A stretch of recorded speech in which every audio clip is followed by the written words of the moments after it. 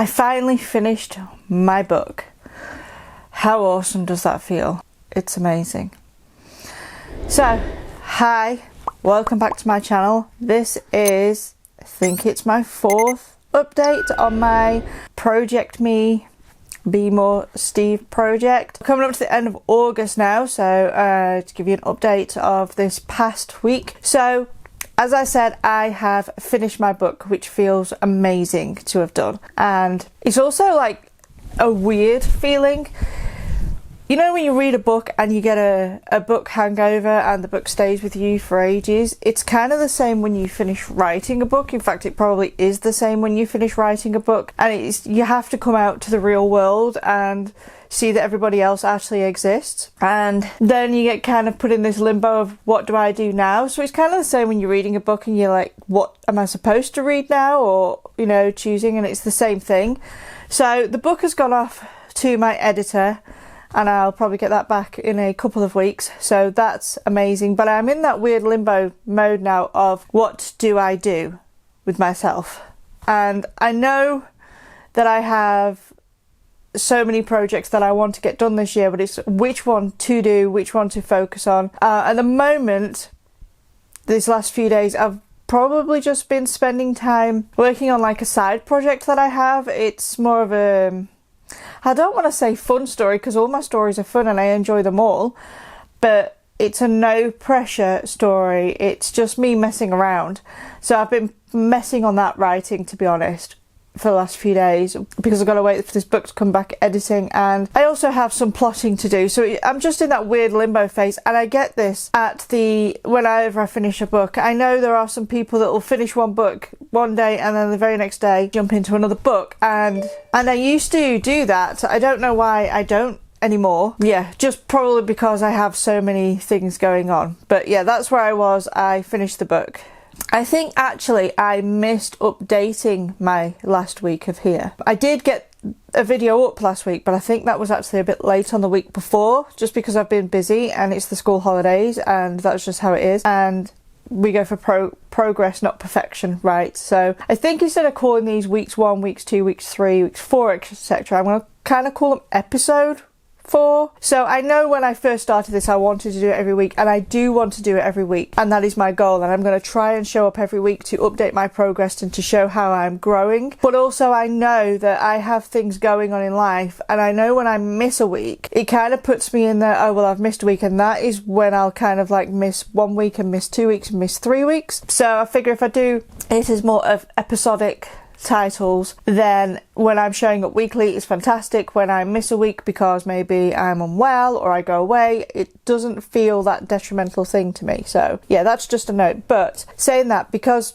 last week's video was actually about the week before and I didn't do a video for last week, and now this is the week we've just been through. Sorry if that's confusing. It's kind of going to have a little bit of updates on both. So last week I managed to get, I've got the numbers down here, sorry, 12,952 words. It isn't the usual 25,000 words I aim for, but I was at the end of my book, and so there was just 12,000 to go. That was me editing and adding more words to it. So it came in at 12,000 words, and then the rest of the time was just editing to get the book off to my editor. And so then this actual past week, where I have been writing on a side project, I've been plotting, I've been doing various little bits, so I still count these as words towards my million words for the year goal. It actually comes in that I wrote this week 28,709 words, which is amazing. And I think most of them were done on Saturday. I think on Saturday I had a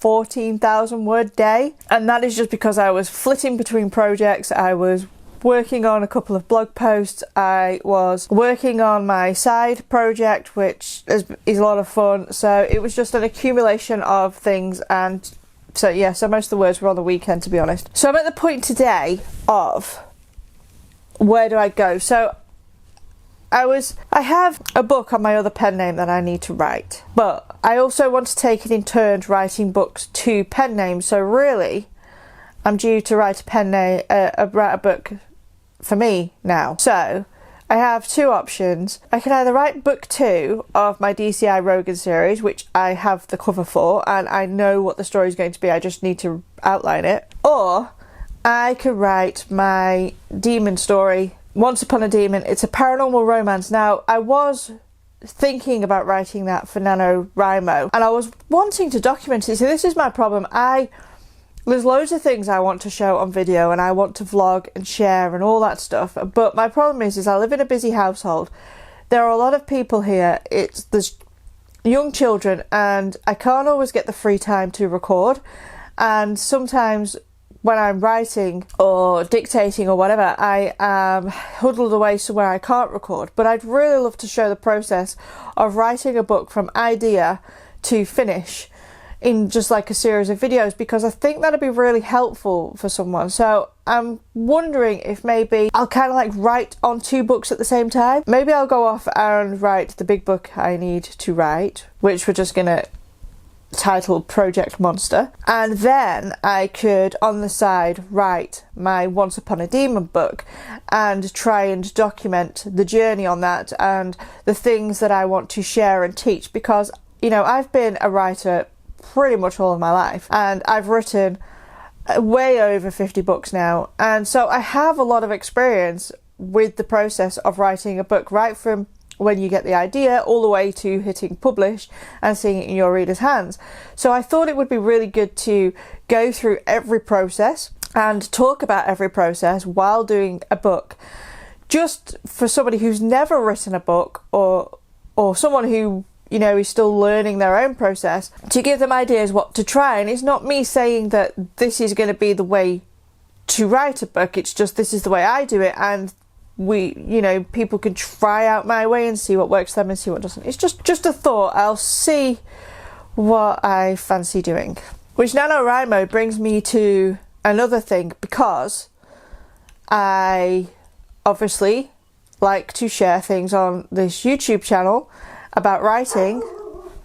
So that means I need to do my Preptober workbook, and it means I need to do the Preptober videos. So I've got a lot going on. So there is that. On other things I was doing, I didn't make any progress on the Ninja newsletter book. I was trying to read it, but I was also deep in edits in it. I was editing my book that's coming at 100,000 words, which I was spending all day doing, and also the freelance work that I've been doing as well. So by the time it came to the evening and I had time to sit down and read, my brain was just dead. And the last thing I wanted to do was sit down and read something that was learning. And I actually more wanted to just read a fiction book, which I did do instead. Because when I tried to read the Newsletter Ninja book, I know it's only small, I just wasn't taking it in. I was reading the same sentences and I was just like, I'm not learning anything. And that's nothing to do with the book. That's all me. That's just that I had spent from 5, 6 in the morning editing my book for a few hours, and then switching over to my freelance work, and then trying to read from about 7 o'clock at night after I'd done, all that work, house things, and my head was just tired, and I'm not a robot. So that book is still on my agenda to read, and I really do want to get through that book because I need to sort out my newsletter. It's an absolute mess. I loaded up MailChimp yesterday and I was like, oh my god, what is this? I've got stuff everywhere, and I think one of the problems is in my MailChimp account I've got the mailing list for both my pen names, and I think I need to actually separate them. I did watch some more of Matt Holmes's recorded course. I feel like I watched some Matt Holmes Facebook ads course is like an update on everything, but he updates the course very constantly, which is fantastic because he's keeping up with Meta and everything they change, and as soon as it changes something he puts a video out and he updates his course, and it's one thing I love. You've never got an outdated course, it's always up to date. The pain is that Meta changed things a lot, so then he updates his videos and there's something new to learn. So I didn't watch a lot. The good thing is about having watched his course and now have my Facebook ads running, I know, and he will tell you which bits he's updated. I don't have to watch the whole course. So I jumped in to watch about scaling because that was what I was after, and he has actually changed the way he scales his ads. So I did it the way he's done it, and I've scaled my ads up, and he recommends scaling up no more than I think it's 10% in 24 hours, which is what I did. I took his advice, I scaled those up. I haven't really been on with my ads just because I haven't had the time. I check every day to make sure that I'm not losing any money, and I'm not. I could do with putting another DCT up and testing ads for another book, but at the moment I've just kind of got one ad for one series, book one, and it's running fine. It's bringing in an income every single day. I've not had a day, so that's great. I need to be able to sit down, make new ads and scale up, because I'm just at a nice level with it. I still haven't picked up TikTok for sharing my books, and I see all the time people in the social media group saying, you know, TikTok did this and they had TikTok take off, and it's so very tempting to get distracted by that, but I'm just busy and there's only so much I can put on my plate, and I just don't have the mental energy for it at the moment. So TikTok's going to be one of those things of when I have a moment I'm going to sit down and do it, but right now it's not a priority, and I know that in a little part of my brain's going, you're missing out, you're missing out, you're missing out, but there's only so much I can do, and I am learning that as I go through this process. So it's just not on my radar as it is. It's not me not showing up, it's not me being lazy, it's just me only having so many hours in the day, and I am literally me running an entire business. And you know, being in the indie world and in all the groups with all the other writers, they share a load of information, which is amazing. But the problem with this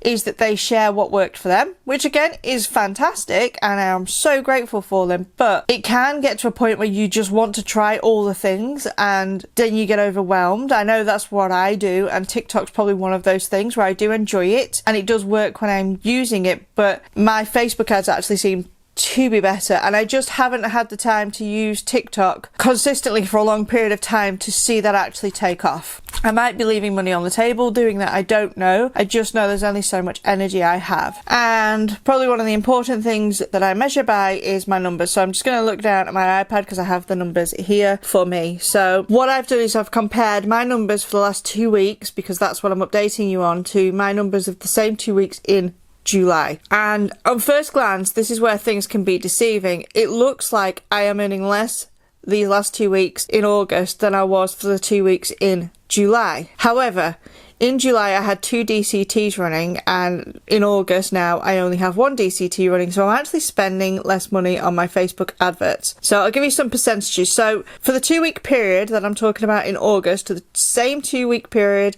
in July, I've actually earned 8.04% less than I did in July. However, I've also spent 22.88% less than I did for the same 2 weeks in July. So it actually means that I have made a higher profit. So while it looks like I am making the same money pretty much this month to I did last month, my ad spend is a lot lower this month, and it's working out so far just on the 2 weeks comparison that I am earning 11.15% higher for these last 2 weeks than I did the week before, which is good because it means it's gone up. So scaling, I should see an improvement. And I give this in percentages because income level is all relative to you, how many books you've got out, or how much you're ad spending. You know, I could say that I earned £3,500 this month and £3,000 last month, and that doesn't mean as much to you because of the level of the amount of books I have out, the amount of ad spend, but I'm just trying to give you a percentage so that you can make it relative to you. So an 11% increase in profit over 2 weeks